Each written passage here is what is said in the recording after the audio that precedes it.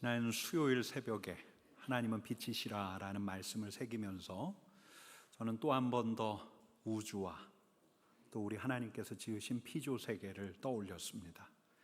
저 빛이 지구를 비춥니다. 1년에 한 번씩 태양 주위를 도는 지구에 태양빛이 쏟아집니다.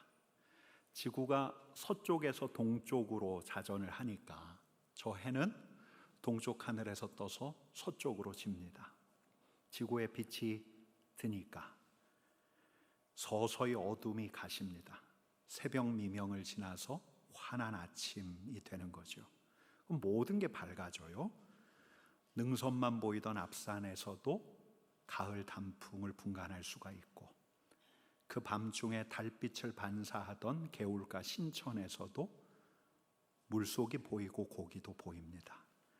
신천가 이른 아침에는 자전거를 끌고 쏜살같이 지나가는 라이더들도 보이는데, 며칠 전 아침부터는 낯익은 남자들의 얼굴도 보입니다. 낯익은 남자. 두 사람 모두 성씨는 현가인데 한 사람의 이름은 요셉이고 한 사람은 식이라 했던가. 신천을 뛰는 우리 목사님들도 보입니다. 근데 빛이 드니까 어둠만 가시는 게 아니에요. 빛이 어둠을 몰아내더니 대기 중으로 빗살을 쪼개놓습니다. 볕이 드니까 한밤에 자욱했던 한기가 사라집니다. 아침을 지나서 정오에 가까우면 가까울수록 점점 더 따뜻해지는 거죠. 정오가 되어서 저 빗살이 남쪽 하늘에서 쏟아질 때가 되면 이 대지는 생명으로 충만합니다.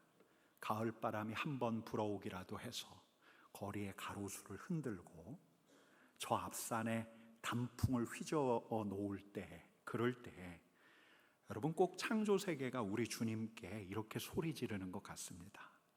주님, 우리가 이렇게 살아 있습니다.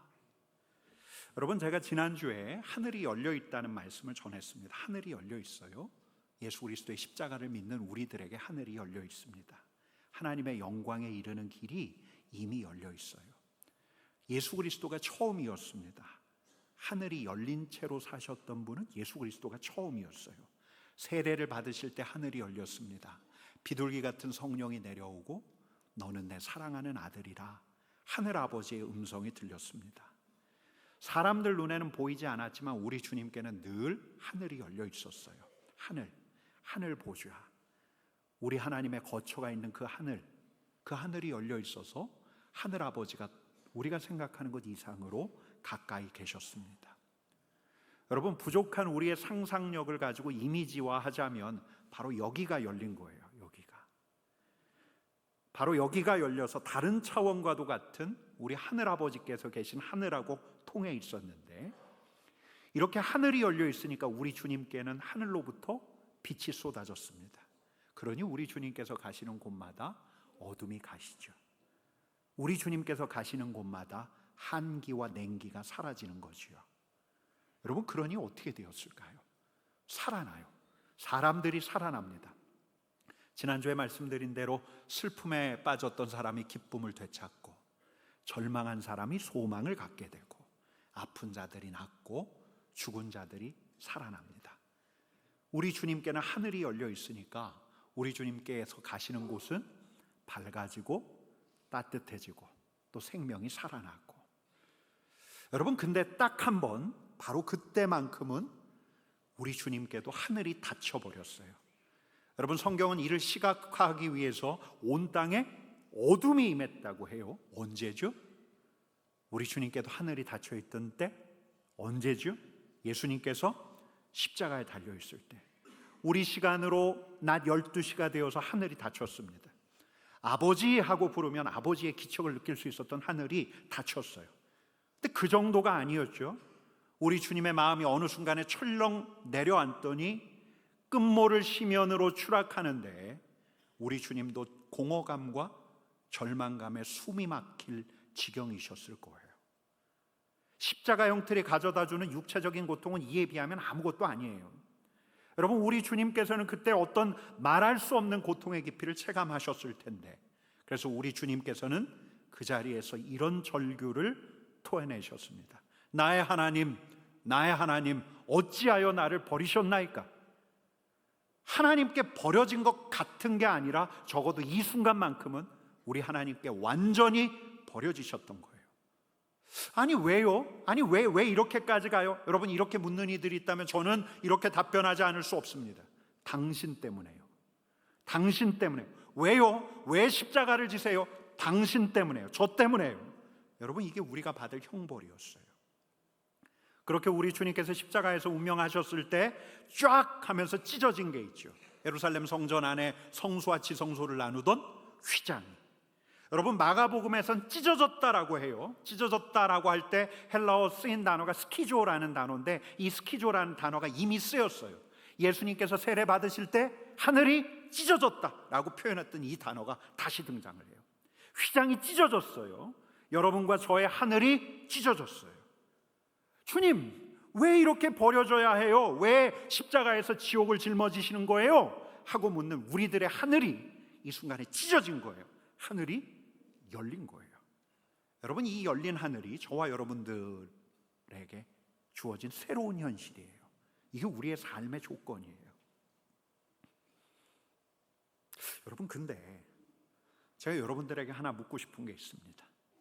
지난 한 주 열린 하늘 아래에서 자유하고 충만한 삶을 사셨습니까? 야, 우리 하나님께서 나를 좋아하시지, 나를 사랑하는 아들, 사랑하는 딸로 부르시지, 여러분, 이걸 의식하면서 사셨습니까? 여러분, 어떠셔요? 아침에는 눈뜨기가 싫고 어쩔 수 없이 출근하고 별로 재밌을 것 없는 오전을 보내고 오늘 점심 뭐 먹을까, 이게 유일한 낙이고, 오후에는 그 사람 때문에 미친 듯이 분노가 치솟고 진짜 때려주고 싶고, 퇴근 후에 소파에 앉아 TV를 보면서 저녁 시간을 때우다 보니까 이 지리멸렬한 하루에 우울감마저 찾아오는 거예요. 이게 너무 비관적입니까? 여러분, 다람쥐 쳇바퀴 하는 일상에서 우리가 뭘 덕이 돼? 우리가 뭘 덕이 돼? 기대하는 게 바보지. 이게 인생이지.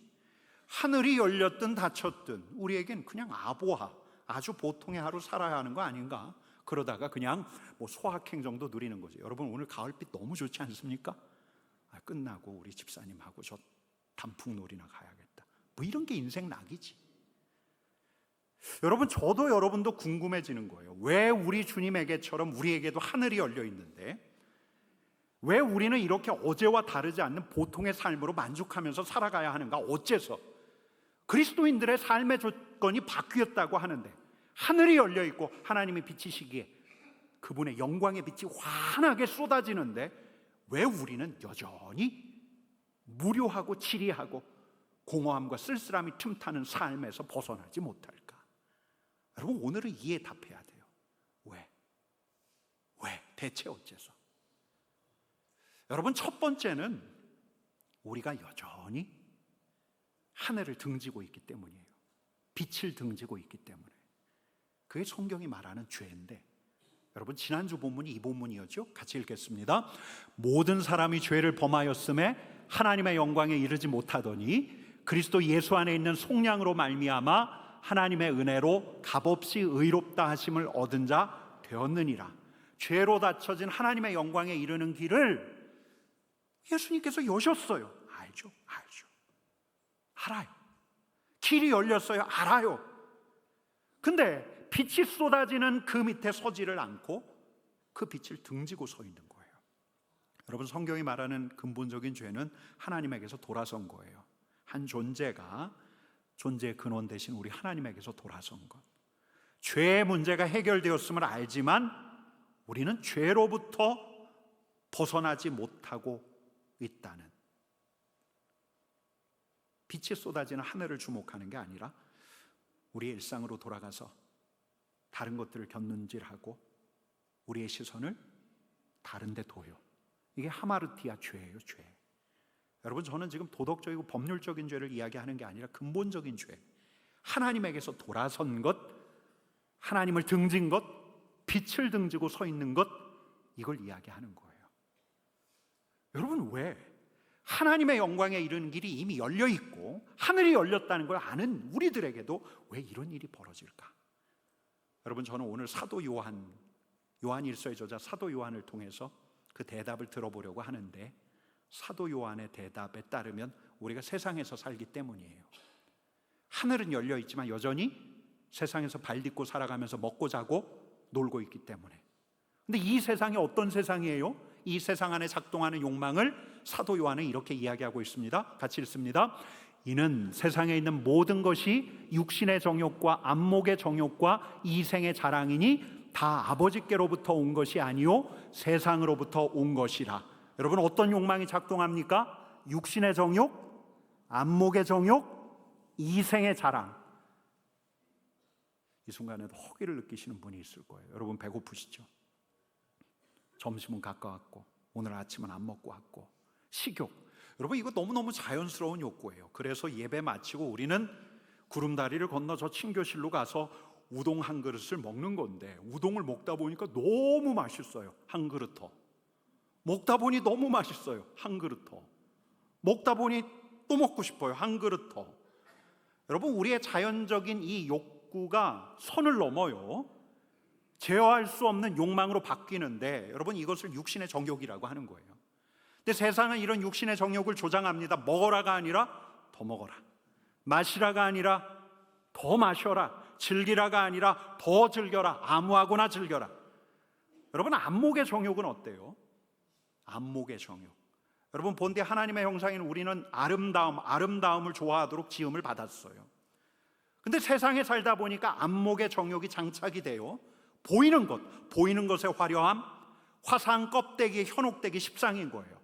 화려하고, 여러분 전문 용어를 좀 쓸게요.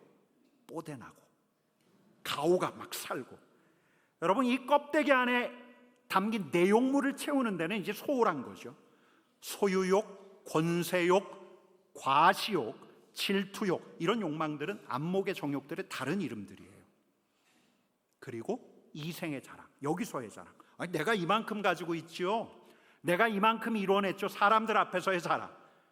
여러분, 여기서 사람들 인정받는 것도 중요하지만 여기서의 자랑이, 이생의 자랑이 저생의 자랑도 되어야 하고, 사람 앞에서의 자랑이 하나님 앞에서의 자랑까지 되어야 하는데, 이렇게까지 가지 않는 거예요. 뭐 여기서 자랑하면 되지 뭐, 여기서 사람들 인정받으면 되지 뭐.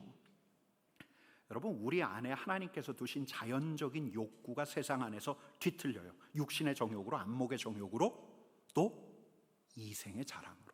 여기에 걸리게 되면 하늘이 열려 있어도 하나님을 등져요. 빛을 등져요. 채워지지 않는 마음의 허기를 채우기 위해서 탐식을 하기도 해요. 식탐. 여러분, 식탐 양호하죠? 식탐은 그래도 양호한 편이에요. 옛날에 탐식하면은 7대 죄의 반열에 들었던 죄악이에요. 근데 요즘에 식탐을 누가 죄라고 합니까?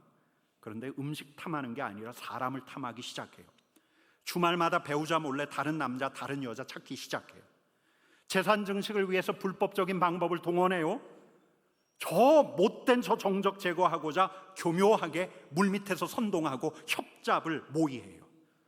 여러분, 이렇게 선 넘어가면 도덕적인 죄가 되고 사법적인 죄가 돼요. 그래서 응당 단죄받아 마땅한데, 여러분, 요즘에는 능력 있는 변호사 딱 고용하면 돼요. 내가 한 일 감출 수가 있어요. 명분을 대며 합리화할 수가 있어요. 여러분, 죄예요, 죄. 빛을 등지는 게 죄예요. 빛을 등지며 살다가 불의에 연루되는 게 죄예요. 근본적인 죄로부터 도덕적이고 윤리적인 죄, 사법적인 죄까지 나오는데, 빛을 등져 살아가다 보면 이제 죄가 죄로 여겨지지 않는 거예요. 8절 말씀 같이 읽겠습니다. 만일 우리가 죄가 없다고 말하면 스스로 속이고 또 진리가 우리 속에 있지 아니할 것이요. 여러분, 우리는 봐요. 죄가 없다고 하는 사람, 선 넘어서 분명히 사람들로부터 지탄을 받고 있는데 나는 아무 짓도 하지 않았다 변명하는 사람들을 우리의 두 눈으로 봐요. 때로는 우리가 그러기도 해요. 여러분, 근데 죄 없다 하는 이들은 이런 부류만 있는 게 아니에요. 우리 주님 때로부터 시작해서 우리는 죄가 없다 은근히 자부하는 또 다른 부류가 있는데, 그런 부류는 자신의 선함을 신뢰해요. 나는 사회 질서와 도덕 규범을 다 지켜왔지, 남한테 피해 한 번 안 줬지, 남들보다 내가 도덕적으로 윤리적으로 우월하지, 그래도 내가 제법 괜찮지 라고 여겨요. 여러분, 우리 주님께서는 이런 사람들이 하나님 앞에서 이런 기도를 한다고 말씀하신 적이 있어요. 같이 읽겠습니다. 하나님이여, 나는 다른 사람들 곧 토색, 불의, 간음을 하는 자들과 같지 아니하고 이 세리와도 같지 아니함을 감사하나이다. 나는 일에 2번씩 금식하고 또 소득의 11조를 드리나이다. 여러분, 하늘이 열려 있어도 빛을 등지고 살아가면 죄가 죄로 보이지 않아요. 난 선하고 괜찮은데, 그냥 뭐 세상이 요청하는 대로 육신의 정욕, 안목의 정욕, 이생의 자랑 적당하게 타협하면서 살아가는 게 인생 아닌가? 물론 때때로 공공해지기도 하고 결핍이 느껴지기도 하고 공허함과 외로움이 틈타긴 하겠지만 그냥 그 잘 견디어내고 인생 마침날까지 아주 보통의 인간으로 아주 보통의 삶을 살아가면 뭐 이걸로 족하지 않은가? 여러분, 그게 인생 아니에요? 뭐 이렇게 살다가 우리가 예수님을 구주로 고백했기 때문에 이를 두 귀로 똑똑히 들으셨던 우리 하나님께서는 우리를 지옥에 쳐넣지 않으실 테니까 뭐 괜찮지 않습니까? 이렇게 살아가는 거 뭐 족하지 않습니까? 여러분, 근데 우리 주님께서 하늘을 여셨고 하늘을 여신 뒤에 우리에게 선사하시고자 하시는 삶은 이 정도의 삶이 아니에요. 우리 하나님께서 당신의 형상에게 허락하신 삶은 이 정도의 삶이 아니에요. 아보와 소아켄 그 이상의 삶이에요. 빛이신 우리 하나님께서 빛을 등진 우리 인간에게 진정 바라시는 것은 그 이상의 삶이에요. 여러분, 그 삶은 어떤 삶입니까? 지난주 말씀드린 것처럼 우리 예수님처럼 자유하고 충만한 삶, 빛을 등지면서 어둠 속에서 살아가는 삶이 아니라 빛 앞에서 살아가는 삶. 여러분, 그래서 그 삶이, 예수님께서 보여주신 그 삶이 우리에게도 선사되어야 함을 아시기에 우리 하나님께서 우리에게 요청하시는 게 있어요. 그건 다른 게 아니에요. 9절 말씀 같이 읽습니다. 만일 우리가 우리 죄를 자백하면 그는 미쁘시고 의로우사 우리 죄를 사하시며 우리를 모든 불의에서 깨끗하게 하실 것이요. 여러분, 하나님께서 원하시는 게 뭐죠? 우리 하나님께서 원하시는 것은 우리 죄를 자백하는 거, 자백, 스스로 고백하는 거예요. 빛을 등지고 서 있던 사람이 빛으로 고개를 돌리고 자신 안에 있는 어둠을 실토하는 거예요. 여러분, 내 죄를 뭐 꾸역꾸역 토해내라는 말이 아니에요. 정기적으로 사제를 만나서 고해성사하듯 정기적으로 주님 앞에 나아가 주님, 내가 얼마나 버러지 같은지요, 내가 얼마나 죄인 중에 괴수인지요, 교회에서 언젠가 들었던 그 말로 내 자신 쥐어박으면서 억지로 눈물 짜내면서 마음에도 없는 말로 회개하라는 이런 게 아니에요. 여러분, 죄를 자백하라는 말은 빛 앞에서, 우리 주님의 말씀 앞에서 내 자신을 들여다보라는 거예요. 내 어둠이 보이는데도, 내 결핍과 연약함이 보이는데도 이를 방치하고 감춰두는 게 아니라 빛이신 우리 주님 앞에서 있는 그대로 드러낸 뒤에 솔직하고 정직하게 털어놓는 거예요. 주님, 제 삶이 요즘 너무 지리멸렬합니다. 주님, 제가 공허합니다. 제 의욕이 사라졌습니다. 주님 앞에서 나의 그늘을 터놓기 시작하면 자연스럽게 내 허물과 죄악에 대한 고백도 나와요. 주님, 다른 사람이 나를 알아주기를 내가 여전히 바라고 있습니다.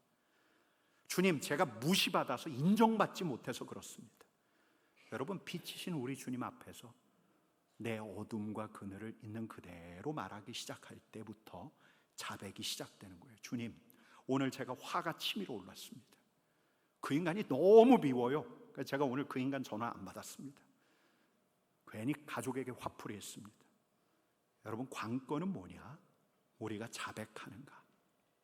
우리의 어둠을 우리 안에 묵혀두지 않고 공식적인 회개 기도의 때나 토해내는 것이 아니라 그때그때 빛 앞에서 돌아서서 우리 주님 앞에 솔직하게 터놓는가?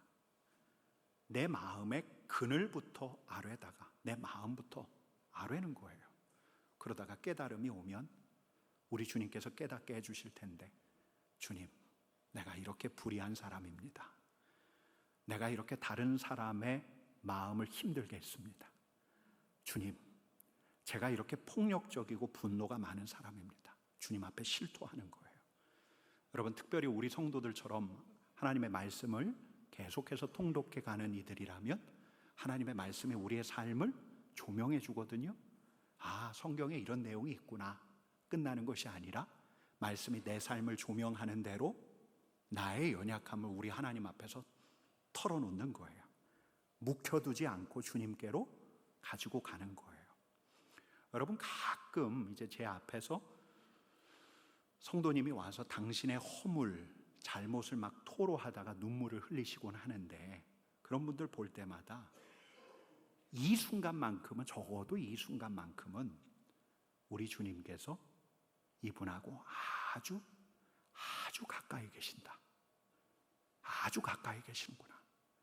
잘못과 허물을 털어놓는 이분하고 이분에게 아주 가까이 계시는구나.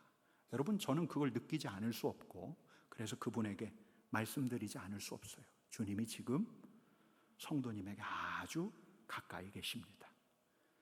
여러분, 빛 앞에서 내 자신을 드러내놓고 있다 보면 내 마음, 내 그늘뿐만 아니라 내 죄악이 드러나는데, 이걸 묵혀두지 않고 우리 주님 앞에 그대로 가지고 나갈 때 우리 주님께서는 어떻게 하시냐? 9절 말씀 같이 읽겠습니다. 만일 우리가 우리 죄를 자백하면 그는 미쁘시고 의로우사 우리 죄를 사하시며 우리를 모든 불의에서 깨끗하게 하실 것이요. 어떻게 하신다고요? 우리의 죄를 사하신다. 모든 불의에서 깨끗하게 하신다.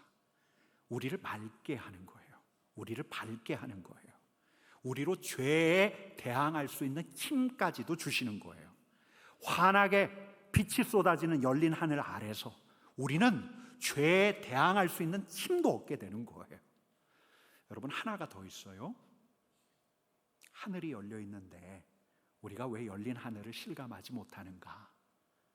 죄를 고백하지 않기 때문에 이게 첫 번째였다면, 두 번째는 우리가 빛 가운데 행하지 않기 때문에. 6절과 7절 말씀 같이 읽겠습니다. 만일 우리가 하나님과 사귐이 있다 하고 어둠에 행하면 거짓말을 하고 진리를 행하지 아니함이거니와 그가 빛 가운데 계신 것 같이 우리도 빛 가운데 행하면 우리가 서로 사귐이 있고 그 아들 예수의 피가 우리를 모든 죄에서 깨끗하게 하실 것이요. 여러분, 아까 우리를 무엇이 깨끗하게 한다고 합니까? 우리가 뭘 하면요? 죄를 자백할 때. 근데 이번에는 우리가 빛 가운데서 행할 때 예수의 피가 우리를 모든 죄에서 깨끗하게 한대요. 뿐만 아니에요, 우리가 서로 사귐이 있고 성도들 사이에 친밀한 사귐이 생긴대요. 여러분, 근데 이 요한 사도가 이야기하는 성도의 사귐은 단지 우리들 사이에서의 사귐만이 아니에요. 3절 말씀 같이 읽겠습니다. 우리의 사귐은 아버지와 그의 아들 예수 그리스도와 더불어 누림이라. 우리 주님의 친밀한 사귐과 이어져 있는 거예요. 여러분, 그렇다면 빛 가운데 행하라 하는데 빛 가운데 행하는 게 대체 뭘까? 빛 가운데서 행한다는 게 대체 뭘까? 사도 요한이 요한일서에서 거듭거듭 이야기하는 바가 있습니다. 요한일서 2장 9절 10절 말씀 같이 읽습니다.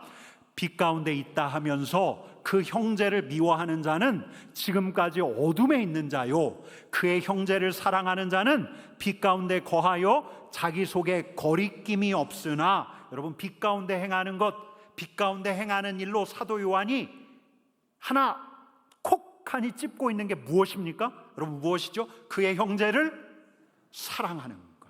3장 14절 말씀 같이 읽습니다.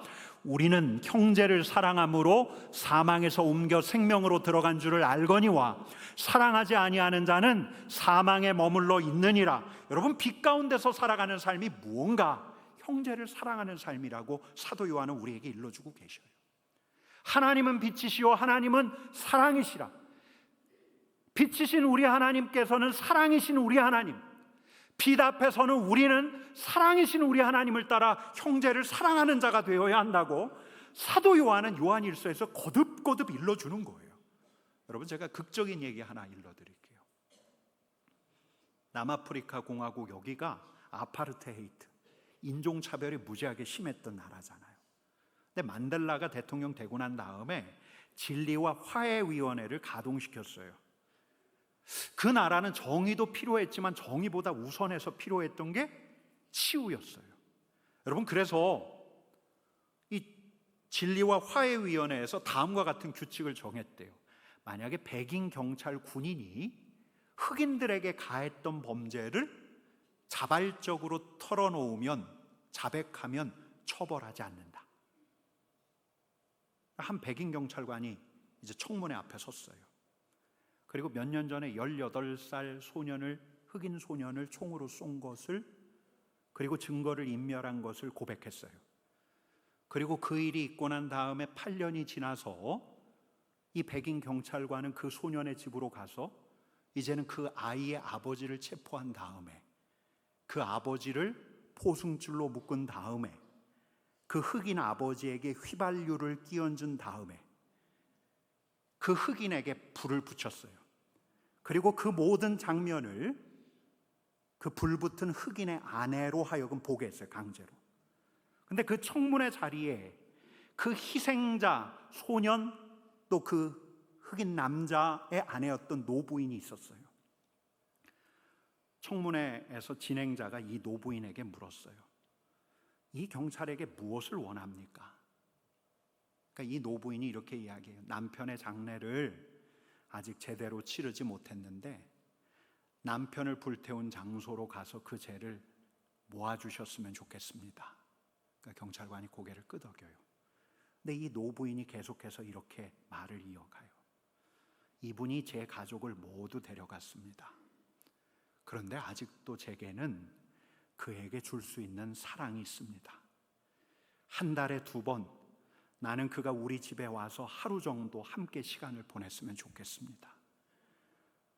내가 그의 어머니 뻘인데 내가 그의 엄마가 되고 싶습니다. 저는 이 사람이 알았으면 좋겠습니다. 이 사람이 우리 하나님의 용서를 받았다는 것, 그리고 나도 그를 용서했다는 것. 제가 지금 저분을 안아주고 싶습니다.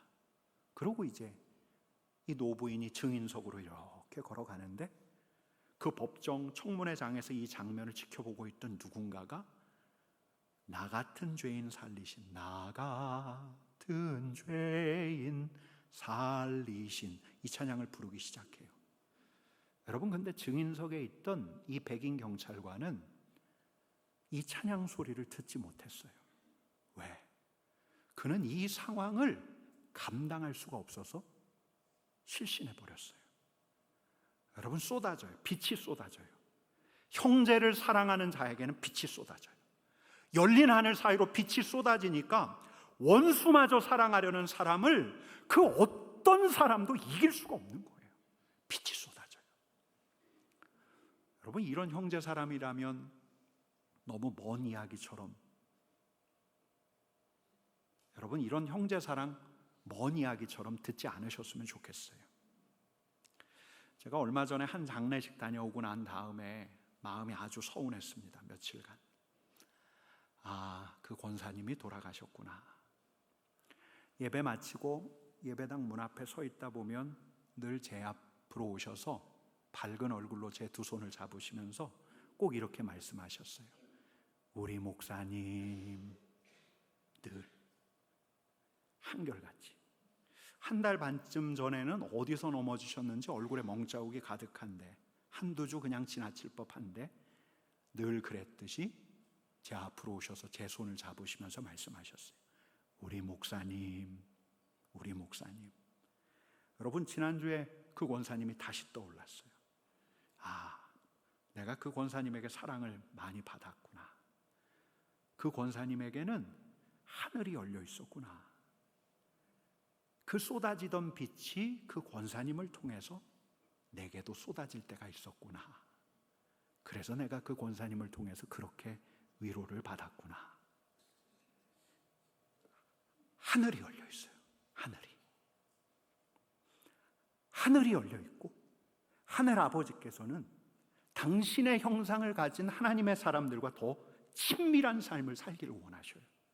그래서 말씀으로 우리에게 이렇게 일러주시는 거예요.